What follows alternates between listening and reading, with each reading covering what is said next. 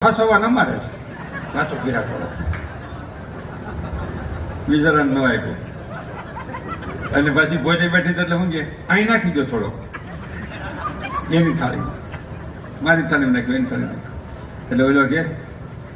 તો થોડું દૂધ લાય દૂધ નહીં કે હોય ફેર તો આસણું નહીં હોય તમને એસિડિટી થઈ જાય